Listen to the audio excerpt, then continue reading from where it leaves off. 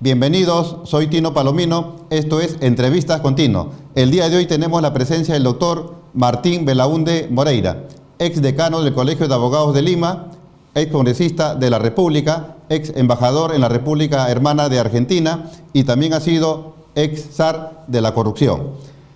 Señores, en estos momentos que estamos viviendo la segunda vuelta, el señor Pedro Castillo, quien está postulando por el partido político Perú Libre del señor Cerrón, ha manifestado que estas elecciones prácticamente es un duelo entre los ricos y los pobres. Nada más falso y alejado de la realidad. En realidad esta segunda vuelta es un enfrentamiento entre dos partidos políticos, el partido político Perú Libre y el partido político Fuerza Popular. Ninguno de los dos tiene la atribución que dicen tener, sobre todo el partido político Perú Libre.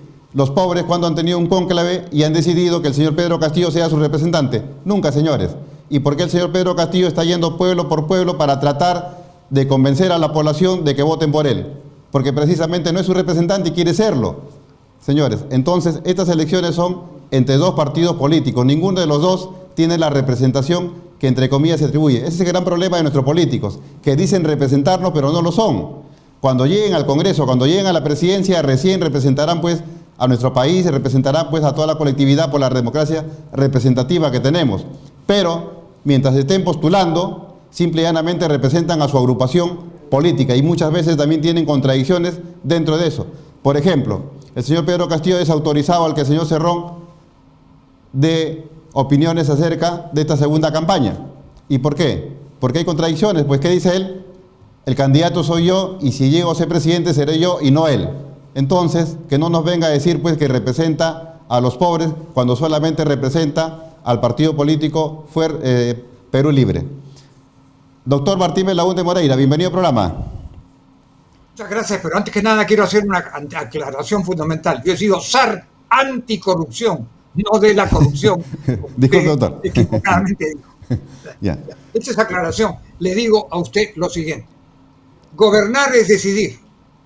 Y el pueblo gobierna decidiendo su voto. Tenemos el domingo 6 de junio una decisión fundamental. ¿A quién escogemos?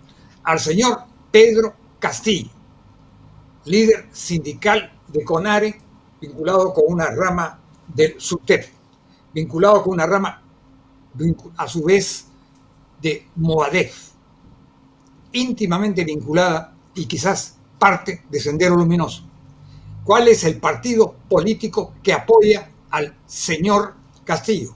Perú Libre. ¿Qué propone Perú Libre? La confiscación de todas las actividades productivas, la abolición de la libertad de prensa, la abolición de la libertad de industria y comercio, la abolición de la libertad contractual y, muy probablemente, en última instancia, la abolición de la propiedad. Y la autora, la señora Fujimori, ¿qué es lo que representa? En mi opinión, la señora Fujimori representa una actividad política que gradualmente se ha ido desplazando del recuerdo de su padre. Yo fui opositor a su padre, siendo decano del Colegio de Abogados de Lima. Yo en el año 2000, el 13 de noviembre del año 2000, pedí su vacancia a la presidencia de la República por incapacidad moral. Pero hoy día no estamos en el año 2000. Hoy día no estamos enfrentando una dictadura. Hoy día estamos decidiendo si vamos a seguir con un régimen democrático con 1000 y un defectos que no ha sabido a través de Vizcarra y de Sagasti enfrentar la pandemia. Estamos enfrentando una dictadura en ciernes que no lo va a dejar hablar a usted, señor Tino Palomino, y que muy probablemente no deje hablar a nadie que se oponga a la señora Keiko Fujimori. La señora Keiko Fujimori esencialmente dice que va a respetar las libertades constitucionales, que va a respetar la Constitución tal como está. La Constitución del 93 ha sido reformada en sus aspectos más críticos, sobre todo en uno que es neurálgico y fundamental: la no reelección presidencial inmediata. Volviendo a Pedro Castillo, tan fácil le sería a él de llegar a ser presidente desmontar esta democracia que tenemos, desmontar este modelo económico y estatuir acá en el país un régimen estatista, una dictadura? ¿Tan fácil sería eso? No, no le va a ser fácil. Pero en lugar de entrar, en lugar de entrar en un proceso de desarrollo y de crecimiento económico, con crecimiento de la inversión privada, que a su vez nutre a la inversión pública, vamos a entrar en un periodo inmediato de conflictos. Si se nacionalizan, expropian sin compensación, que es lo mismo que confiscación, todas las actividades privadas, mineras y de hidrocarburos, esas actividades se van a detener, se van a paralizar. La inversión ya está paralizada. Y en lugar de tener un crecimiento, vamos a tener un estancamiento y vamos a tener al final una declinación. En estos momentos estamos, por ejemplo, en el caso del cobre, gozando de una bonanza de precios, $4.50 por libra. Jamás hemos tenido un precio así históricamente en términos nominales y en términos reales. Pero para gozar de esa ventaja necesitamos tener producción. Si no hay producción, esa ventaja de precios no se materializa. Y yo le digo a usted que si vamos a entrar en conflicto con todas esas empresas de hidrocarburos, de gas, de minas, lo que vamos a hacernos es llenarnos de juicios. Juicios aquí y juicios en el CIADI. Sí, efectivamente. Y vamos a tener dificultades de exportación. Entonces vamos a llenarnos de conflictos y de problemas políticos, y el Perú no solo no va a progresar, sino va a estancarse y va a seguir cayendo. No nos olvidemos que nosotros hemos literalmente triplicado el Producto Bruto Interno. Se ha disminuido la pobreza de cerca del 50% a menos del 20%. Queda todavía la pobreza extrema. Esa es la tarea fundamental que debe realizarse, en dedicarse la señora Keiko Fujimori. Sí, este señor viene propugnando, pues, que si la población lo quiere, ¿no?, luego de una consulta, cambiaría la Constitución. Y lo que principalmente él quiere es cambiar de modelo económico. ¿Cuál sería el mecanismo para llegar a una asamblea constituyente? La asamblea constituyente actualmente no está prevista en la Constitución. La Constitución ha sido reformada muchas veces y está reformada conforme a lo que indica el artículo 206, sea por una mayoría absoluta de la mitad más uno y un referéndum, que se ha hecho varias veces, recientemente también, sea por dos leyes aprobadas, una ley aprobada en dos legislaturas sucesivas, con una mayoría superior a los 2/3 partes, lo cual significa 87 votos. No requerimos de ninguna asamblea constituyente. La asamblea constituyente puede ser el instrumento para dejar de lado el Congreso, en el cual el señor Pedro Castillo, a través de Perú Libre, porque no sabemos bien quién manda quién, ya tiene 37 congresistas, ya tiene cerca de una tercera o más allá de una tercera parte de los congresistas. Entonces, la democracia es un juego delicado. Se debe al equilibrio de pesos y contrapesos. Y ese equilibrio, nosotros corremos el gravísimo riesgo de que se rompa y que entremos en una era de conflictos. Y esa era de conflictos, lo único que va a hacer es dañar la economía. Y va a dañar la economía, por ejemplo, de empresas como en las que usted trabaja, que de repente no van a tener auspiciadores que les puedan financiar y solventar sus actividades. Yo creo que gobernar es... En la coyuntura actual es muy grave. En la coyuntura actual, lo que la población quiere principalmente son dos cosas: que se resuelva la crisis sanitaria y dos, en consecuencia, que se resuelva la crisis económica. Pero los grupos de izquierda quieren aprovechar esta crisis económica en la cual estamos. ¿Para qué? Para decir que este modelo económico prácticamente ya llegó, ya no da para más, hay hambre, hay miseria, a muchos pueblos les falta agua, desagüe, luz, pistas, buenos colegios, buenas postas, ¿no? Y quieren ahí ellos socavar toda esta estructura democrática para sus planes. Pero habría que hacernos también un poquito de examen de conciencia nosotros, ¿no? ¿Qué ha pasado con nuestros gobernantes que se han olvidado de esos pueblos del Ande y de la selva? Incluso acá en mismo Lima, ¿no? Los que viven en los cerritos. Yo diría lo siguiente, que desgraciadamente nuestros dos últimos presidentes, el señor Vizcarra y el señor Sagasti, el actual presidente, no han estado a la altura de las circunstancias. Y las circunstancias a partir del año 2000 significaba la lucha contra el COVID. Y la lucha contra el COVID significa dos cosas. La adquisición de las vacunas, la adquisición de las vacunas que sirvan para luchar contra el COVID. Y además, como ha dicho muy bien el doctor Ernesto Bustamante, la provisión de oxígeno. Y el oxígeno se fabrica, se obtiene de plantas pequeñas. Se han construido, se han donado algunas plantas de ese tipo, algunas, generalmente por el apoyo de la empresa privada. Si nosotros desmantelamos a la empresa privada, lo único que vamos a crear es una era de conflictos. Y esa era de conflictos va a anular la posibilidad de inversión privada, que a su vez es la fuente de la inversión pública. Y en lugar de tener desarrollo, despegue, crecimiento, vamos a tener todo lo contrario. Y yo le digo a usted, hay en el Perú 1 millón de testigos, y ese 1 millón de testigos están en los venezolanos que han huido de Venezuela a raíz del desgobierno de Chávez y actualmente de Maduro. Y Cuba, ¿qué ha conseguido Cuba? Cuba es muchísimo más pobre de lo que era el año 59, cuando el señor Fidel Castro llegó al poder. El señor, el señor Castillo dice que quien le tiene miedo a él es la corrupción. La corrupción es la que le tiene miedo. Pero sin embargo, este señor que dice que la corrupción le tiene miedo a él, tiene detrás de él al fundador del partido político Perú Libre, el señor Cerrón, que ha sido gobernador de la región Junín y que tiene ya una sentencia consentida y ejecutoriada de corrupción. ¿Qué representa el señor Cerrón?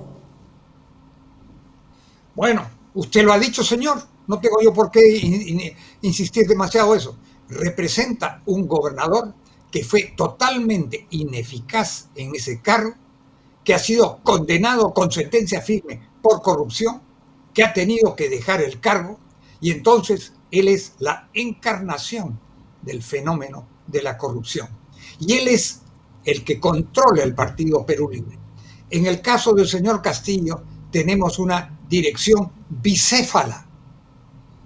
Castillo, el profesor, el maestro, como le dicen, algunos le dicen hasta Mauta, en fin, se pueden aplicar todo tipo de calificativos y de elogios, pero el hecho es que es un profesor de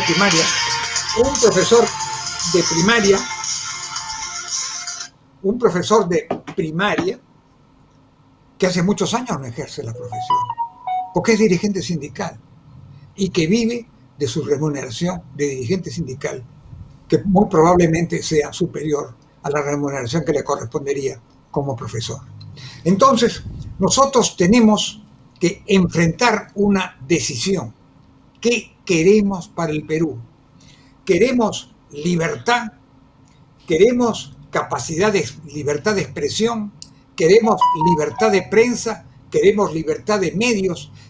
¿Queremos tener la misma libertad que usted y yo, con puntos coincidentes o con puntos discrepantes, podamos discutir sin que tengamos encima la espada de Damocles del gobierno que nos rompa la cabeza? Entonces yo escojo la libertad, yo escojo el desarrollo económico. Y también creo que la señora Keiko, sea lo que fuere, yo le he dicho a usted que yo pedí como decano del Colegio de Abogados en el año 2000 que fuera vacado de la presidencia por incapacidad moral, pero debo distinguir entre el padre y la hija. Debo distinguir entre el año 2000, noviembre del 2000, y abril del año 2021. La hija ha cometido muchos errores, sea lo que fuere, pero ella ha actuado dentro de un régimen democrático. Ella fue elegida congresista. Ella después ha participado en 2 campañas electorales. obtenía en ambas, pasó a la segunda vuelta. No ha llegado. Ahora puede llegar como no llegar. Pero tiene Sí. dentro de su trayectoria personal una trayectoria democrática. Y eso es lo que yo respeto en ella. Doctor, Creo que él no es un peligro. Sí, doctor, la polarización que hace el señor Castillo en esta segunda vuelta de que esto sería pues una confrontación entre los pobres y los ricos, ¿qué opinión le merece? Es equivocada, porque lo que se requiere en el Perú es la unión. Lo que se requiere en el Perú es inversiones de capital.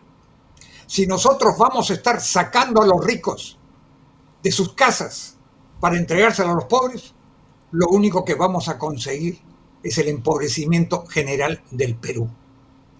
Esa es una decisión y una disyuntiva falaz. Yo soy contrario a esa disyuntiva falaz. Yo creo en la inclusión, yo creo en la inversión, yo creo en el crecimiento y en el desarrollo económico, creo en la libertad.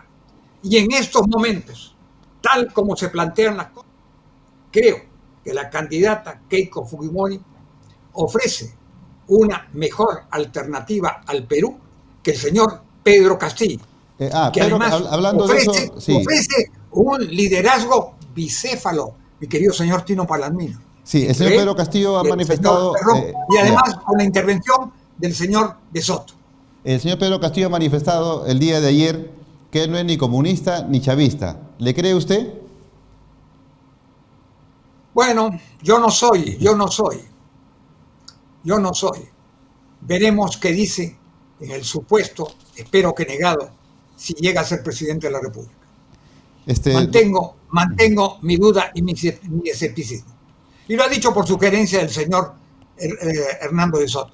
Yo creo que en el lado de Castillo está el señor Castillo, está el señor Cerrón, con quien ya se está viendo abiertas fisuras, y está la asesoría, ya no tan en la sombra, del señor de Soto. Y el señor de Soto mantiene una posición equidistante, con todo respeto a su inteligencia, a su talento, a las obras que ha escrito en coautoría con los señores Gersi y Guglielmi, del otro sendero, y con el prólogo del señor Mario Vargas Llosa, la primera edición y las subsiguientes ediciones de hace más de cerca de 35 años. Yo digo que ahora hay que decidir por la alternativa más clara de libertad, democracia, desarrollo, economía social de mercado. La economía social de mercado no será perfecta, pero yo le digo, ¿cómo está Venezuela? ¿Por qué tenemos 1 millón de venezolanos?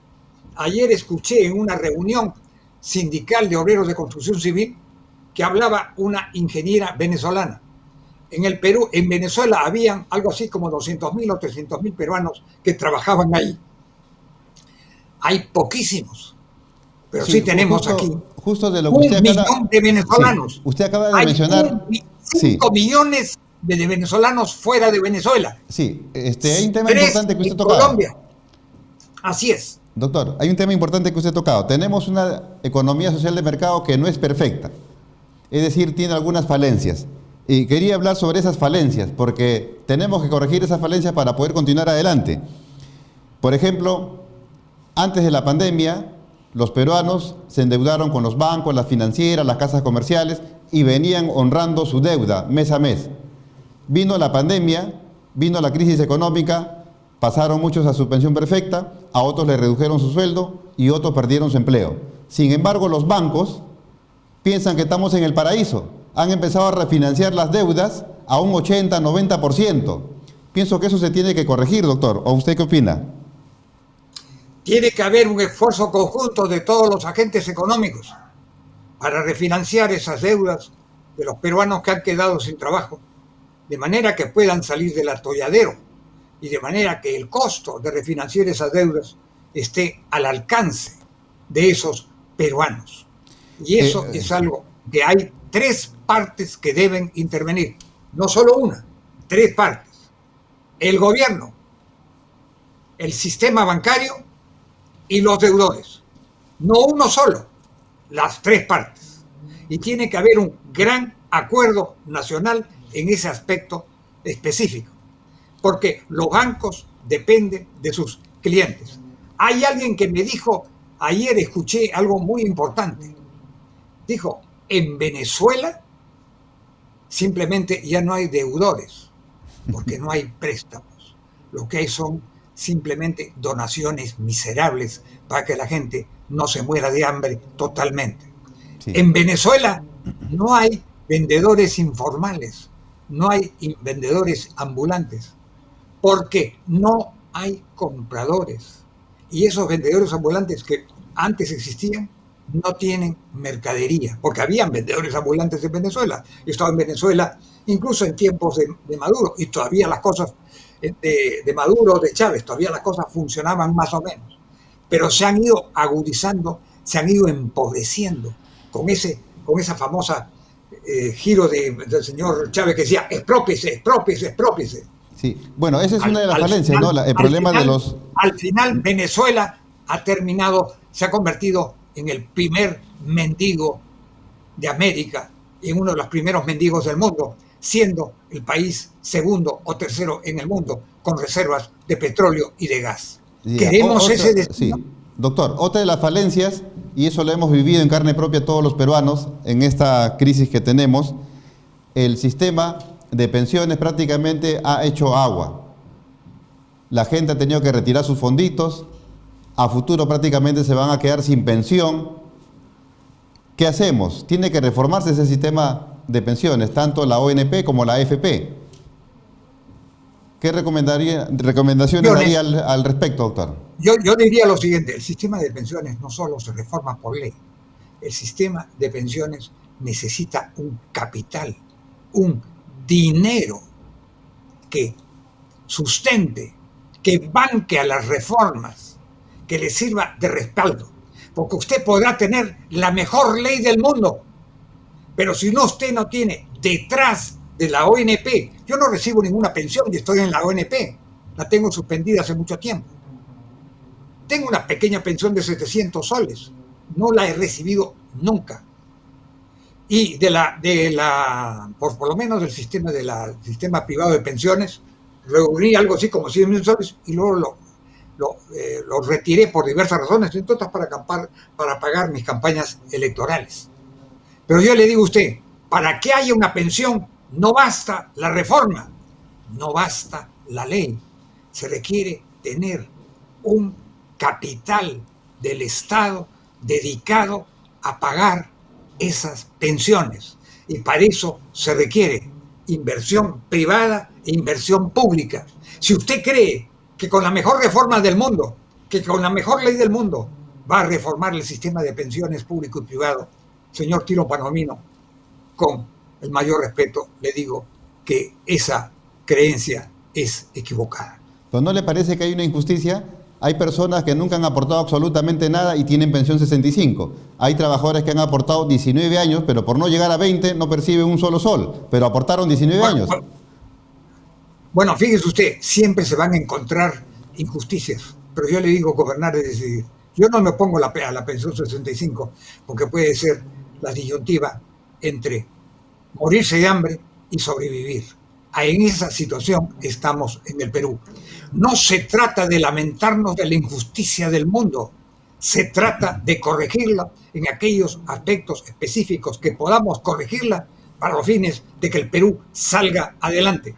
No basta la crítica, no basta la protesta de desesperación, se requiere inversión, se requiere tecnología, se requiere ciencia, y no la vamos a obtener, señor, no la vamos a obtener ni de Venezuela, ni de Nicaragua, ni de Bolivia, ni de Cuba. Esa ciencia, esa tecnología, quizás la podamos obtener ahora de China, que ha crecido enormemente, precisamente con un tipo de gobierno de esas medidas. Después usted ha sido zar anticorrupción. Sí, señor. En el Perú, la corrupción prácticamente es pan de cada día, pero no solamente en el Ejecutivo, lo vemos también en los gobiernos regionales y lo vemos también en los gobiernos locales. Por ejemplo, en estos días, la alcaldesa de Yarinacocha ha sido detenida. Ella, funcionarios y terceras personas. Habían estado siendo seguidos desde febrero del año 2020 por la policía denominada DIVIAC con la autorización de la Fiscalía Anticorrupción. Se han levantado aproximadamente 20 millones de soles en plena pandemia. ¿Cómo podemos hacer para que estas cosas ya no sigan ocurriendo en nuestro país? Porque precisamente estos corruptos son los que se llevan pues el dinero que tiene que ser invertido en colegios, hospitales, agua, desagüe. Le digo a usted, señor, en los años 2011 al año 2020, la economía social de mercado ha permitido que los gobiernos regionales y locales perciban la cifra de 76.000 millones de soles. Cusco, Cajamarca, Junín, donde ha estado el señor Vladimir Cerrón. ¿Qué han hecho con ese dinero? Pero yo le digo a usted, señor, es culpa, eso es culpa, ¿acaso de las empresas que produjeron la riqueza suficiente para que ese dinero llegara al gobierno central y luego fuera redistribuido a los gobiernos regionales y locales? ¿O es culpa de esos corruptos que estuvieron al mando de los gobiernos regionales y de los gobiernos locales?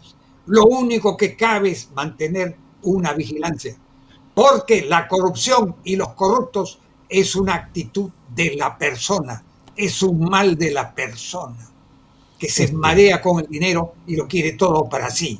Pero ¿vamos a abolir el sistema que crea la riqueza?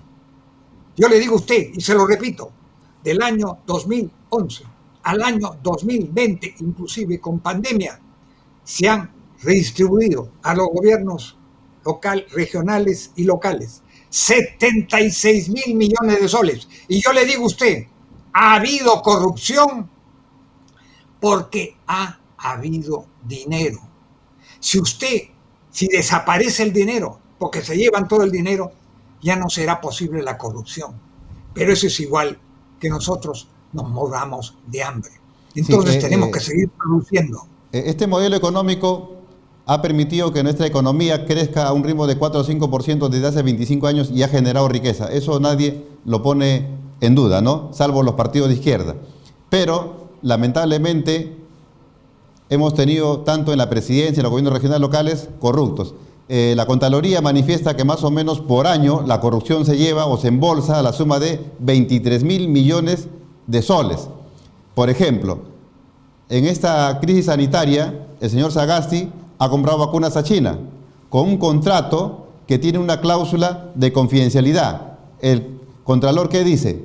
Que no podemos aplicar el control concurrente porque tiene esa cláusula. Es decir, estos señores compran vacuna que no tiene nada que ver con la seguridad nacional ni la defensa nacional y nosotros los peruanos no podemos saber en qué condiciones se compraron. ¿Qué es lo que falta ahí? Transparencia. ¿Y transparencia es igual a qué? A corrupción. Esas cosas queremos que se realicen. Yo le digo a usted, señor Tino Palomino, cuando usted compra una vacuna de un proveedor extranjero, tiene que llevar a cabo una negociación comercial. Y entonces se tiene que fijar un precio. Y ese precio, en algún momento dado, se tiene que revelar. Puede que no durante la negociación, pero se tiene que revelar.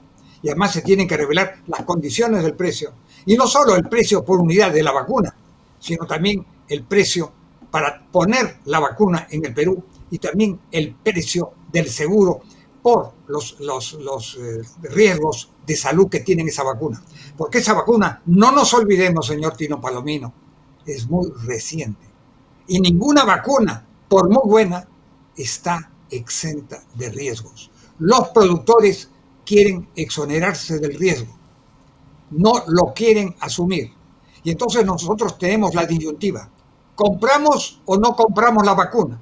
Tenemos que comprar la mejor vacuna posible. Creo yo me he vacunado una vez en la Videna, quizás usted, yo me he vacunado esa vez porque yo tengo 82 años de edad, igual que mi señora. No hemos ido al extranjero.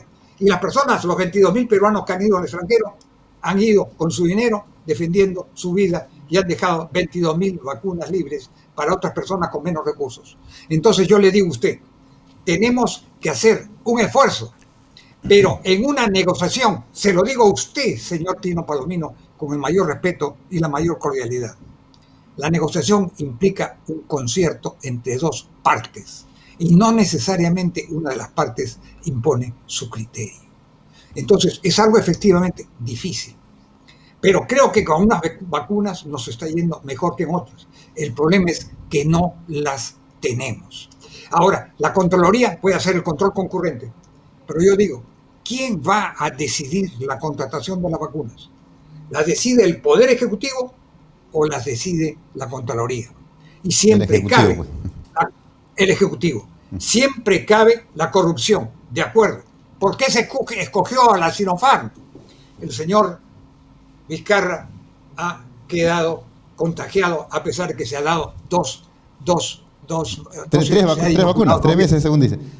Doctor, mire, usted manifiesta que hay corrupción porque tenemos un modelo económico que genera riqueza, genera plata, genera dinero. En Chile tienen también una economía parecida a la nuestra, genera también riqueza, y de hecho que también hay corrupción. Pero han sido eficientes para comprar su vacuna. ¿Por qué nuestras autoridades corruptas ni siquiera tienen esa capacidad, esa eficiencia de comprar vacunas?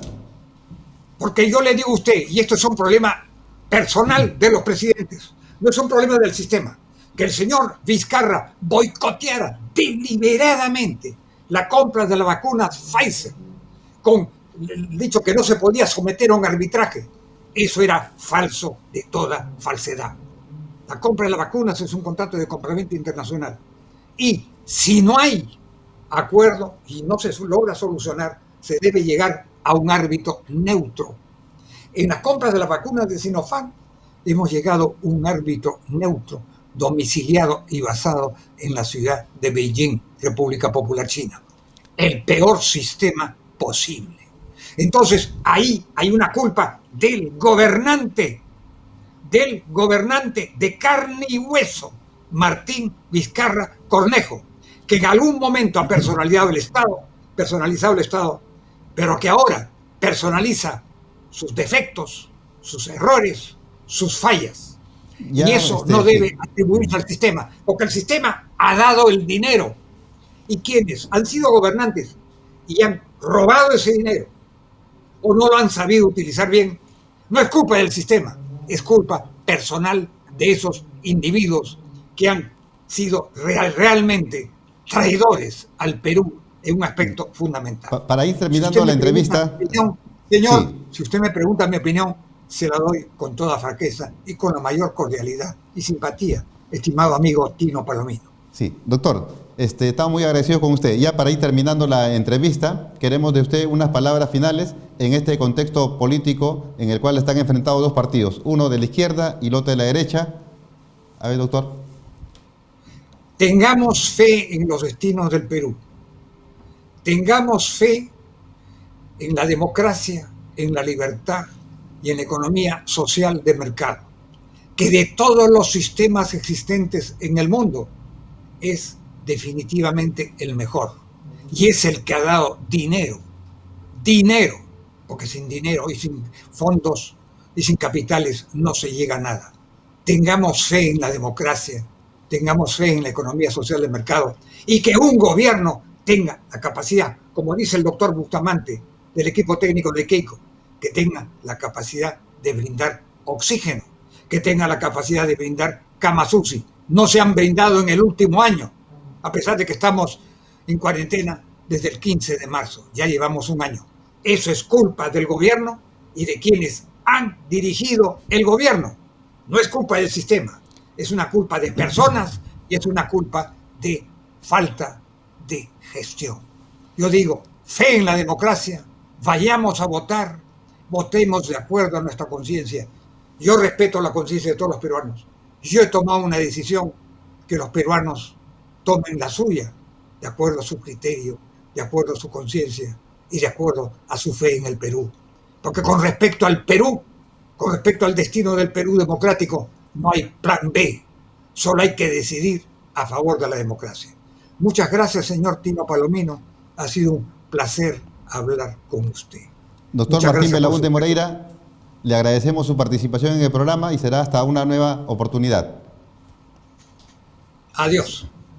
Señores, hemos tenido la presencia del doctor Martín Belaúnde Moreira, ex decano del Colegio de Abogados de Lima, ex zar anticorrupción, quien el día de hoy ha tratado temas que son de sumo interés, como la segunda vuelta electoral que se viene dando en nuestro país, el tema de la corrupción que se viene dando también en nuestro país desde tiempos inmemoriales hasta la fecha, quien defiende de manera fervorosa este modelo económico, social de mercado, y lo que él dice, las falencias que tenemos no es culpa de la economía, sino es culpa de las autoridades que hemos tenido en este país.